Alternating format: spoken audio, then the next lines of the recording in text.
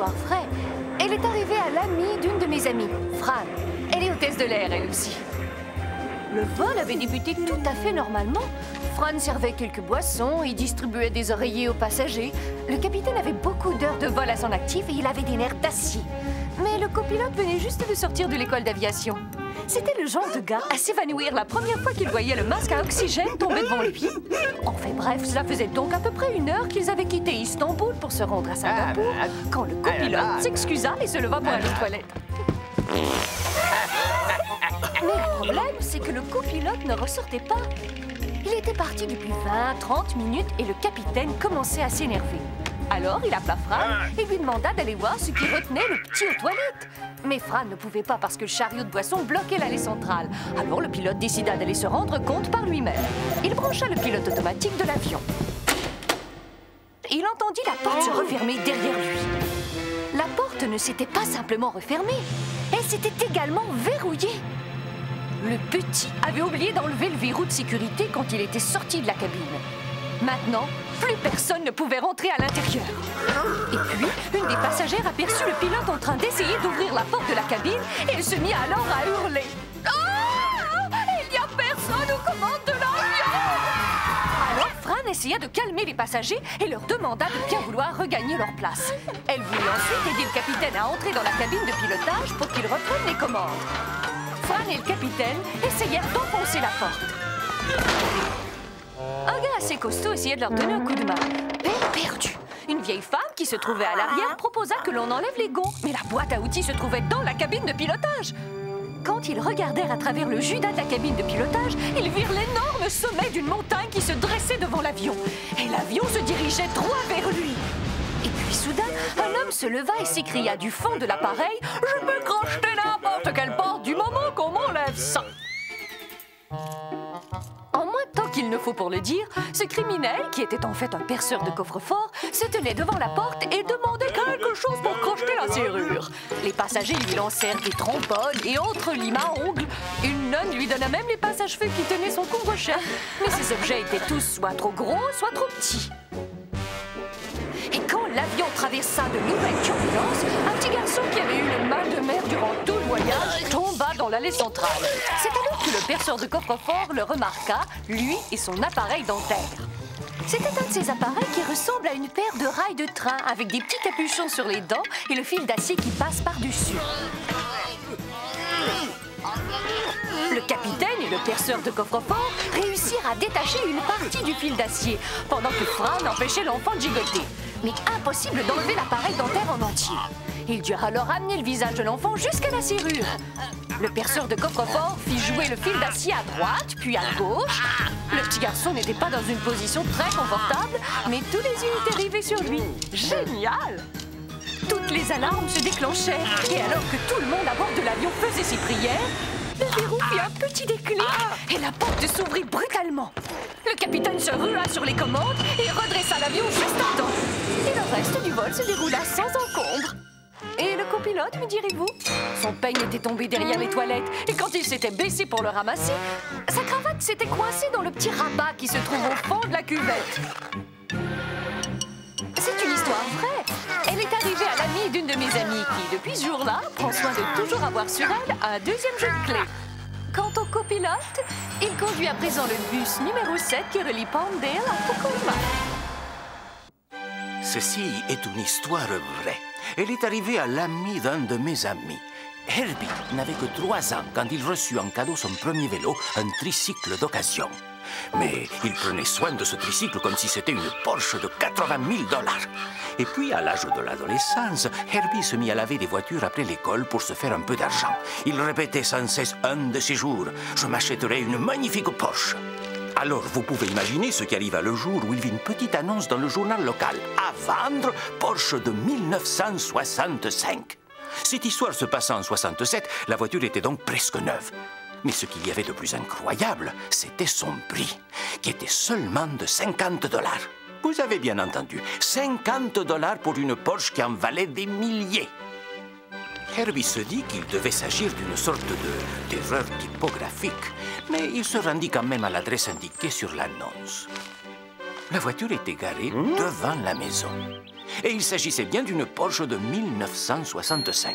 On aurait dit un véritable petit bijou rouge comme un rubis et rutilante.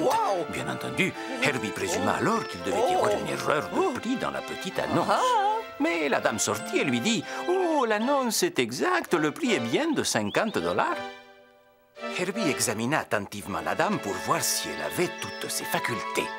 Il voulait cette voiture plus que tout au monde, mais il ne voulait profiter de personne. Mais cette dame avait l'air de savoir ce qu'elle faisait.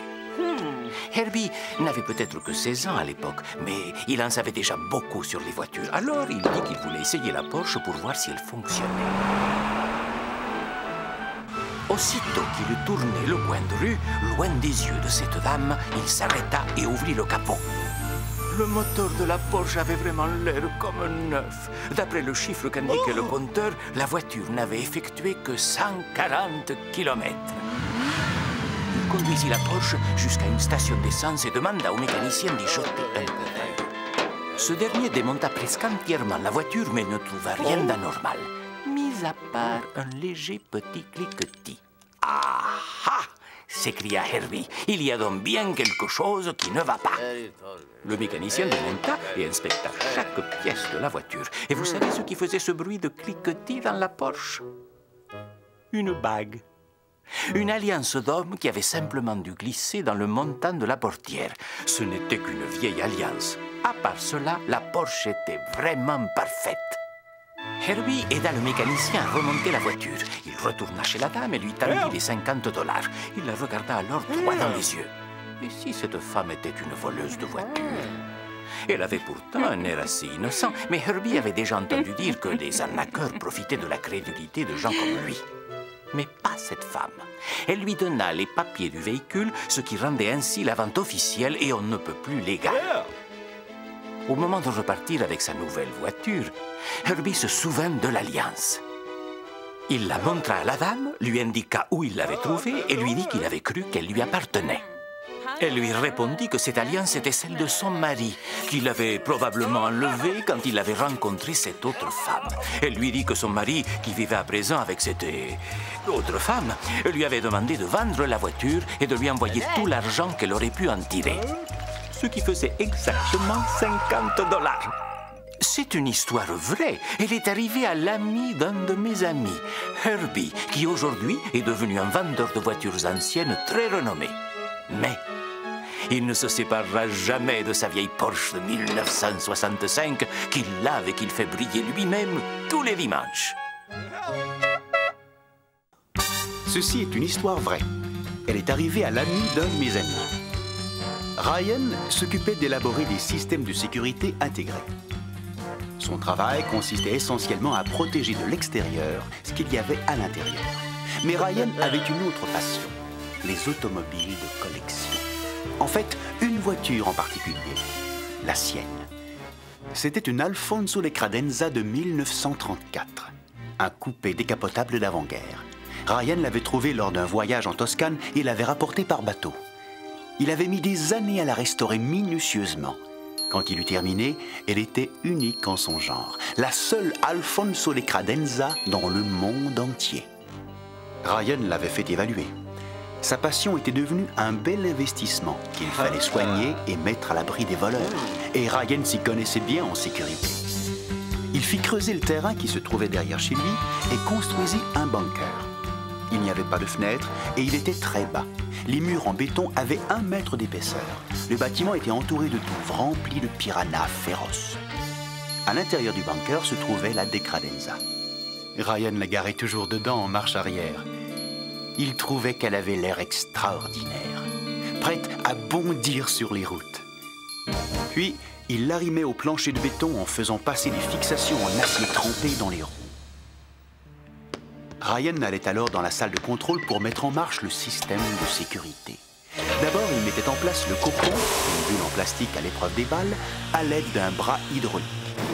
Une pompe aspirait toutes les molécules d'air de la bulle, scellant ainsi hermétiquement la voiture à l'intérieur.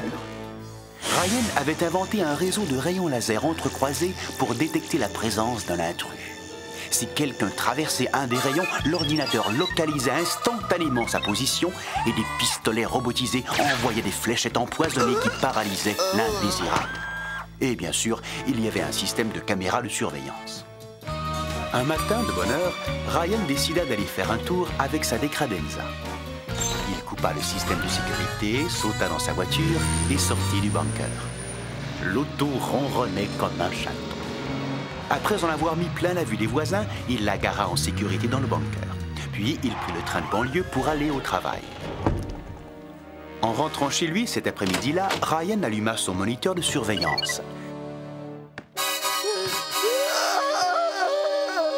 Il sortit en courant par la porte de derrière et ouvrit la serrure électronique. La porte s'ouvrit, il entra, puis il s'arrêta net, à un demi-millimètre du réseau de rayons laser. Un peu plus, et il aurait été transformé en statue de sel. Il se dirigea avec précaution vers la salle de contrôle. La voiture était là, arrimée au sol, scellée dans le cocon hermétique, gardée par les cobras lanceurs de fléchettes et les rayons laser. Mais elle était à l'envers. Elle était garée en marche avant. Quelqu'un avait déplacé sa voiture. Ryan examina la Decradenza dans les plus infimes détails et il trouva quelque chose dans la boîte à gants. Une petite boulette de papier minuscule et presque invisible. Ryan prit une pince à épiler, il ne voulait pas mettre ses empreintes sur la pièce à conviction. Il déroula la boulette de papier avec précaution. Le message qu'il craignait tant y était inscrit avec la plus petite écriture imaginable. Nous la prendrons quand nous voudrons. C'est une histoire vraie. Elle est arrivée à l'ami d'un de mes amis. Et Ryan, il a été tellement traumatisé qu'il a vendu la Decradenza. Et maintenant, il garde son argent dans une vieille chaussette sous son matelas. Ceci est une histoire vraie. Elle est arrivée à l'ami d'une de mes amies, Mimi. C'est ma voisine. Et nous sommes très proches. Proches d'1,50 m. Vous voyez, c'est exactement la distance qui sépare son garage de la fenêtre de ma cuisine. Mimi est jeune, énergique et puis séduisante. Mais Léo, le mari de Mimi, croit que tous les hommes sont intéressés par sa femme. Léo avait tout pour être heureux. Une jolie femme, une belle maison et une entreprise de construction prospère. Mais ce pauvre Léo était incroyablement jaloux. Il se garait en bas de la rue et surveillait la maison avec des jumelles. Il faisait des visites surprises pendant la journée. Si elle voulait sortir, il fallait qu'elle l'appelle au travail. Un jour, que Léo était garé de l'autre côté de la rue, avec ses jumelles, une Cadillac décapotable métallisée se gara dans l'allée de la maison. Léo ne croyait pas ses yeux. Est-ce que son pire cauchemar se réalisait? Il espéra que ce soit une femme qui en sortit. Mais pas de chance. Ce fut un homme grand, brun et beau qui en sortit. Léo s'arracha les cheveux. Ding dong, la porte s'ouvrit. Mimi sourit. L'homme entra dans la maison. La porte se ferma. Au moment où Léo allait avoir un infarctus, la porte d'entrée s'ouvrit et Mimi et le beau gars sortirent, montèrent dans la Cadillac et s'éloignèrent. Vous auriez dû voir Léo se précipiter pour faire démarrer son moteur. Léo était certain que Mimi allait le quitter. Mais ils se contentèrent de faire le tour du quartier. Mimi descendit de la voiture et l'Apollon s'en alla. Les 2 jours suivants, Léo se posta dans les buissons à côté de la maison et il décida que si jamais ce type à la Cadillac revenait... Mais il ne revint pas. Le 3e jour, Léo fit semblant de partir au travail. La porte se ferma, Léo s'éloigna un peu, puis retourna se cacher dans les buissons. Et avant qu'il puisse dévisser le bouchon de son thermos de café, le séducteur arriva. Léo s'agrippa pour arriver à voir par la fenêtre. Mimi était à côté de la table et tournait le dos à la fenêtre. Et le charmeur se tenait à côté d'elle. Léo n'allait pas regarder ce type ruiner sa vie sans rien faire. Heureusement, Léo savait qu'il ne devait pas frapper ce gars. Mais il avait un plan pour lui faire très très mal. Léo monta dans sa voiture et se rendit au chantier. Quelques minutes plus tard, il faisait le trajet en sens inverse, mais cette fois-ci au volant d'une énorme bétonnière. Léo rigola quand il vit que la belle voiture toute neuve était encore dans l'allée. Il recula dans l'allée avec la boutonnière et dirigea la caissière du camion vers le siège avant de la Cadillac. Il se sentit plutôt bien quand il vit la voiture se remplir de ciment frais. Mimi et son bel ami sortirent de la maison en courant. Ils n'arrivaient pas à croire ce que Léo avait fait. Mimi se mit à pleurer. Dans l'esprit de Léo, il n'y avait qu'une chose qui clochait dans la scène. C'était le propriétaire de la Cadillac. Il aurait dû être fou de rage. Léo s'attendait à ce qu'il vienne se battre avec lui, mais l'homme resta là, l'air tranquille, en secouant la tête.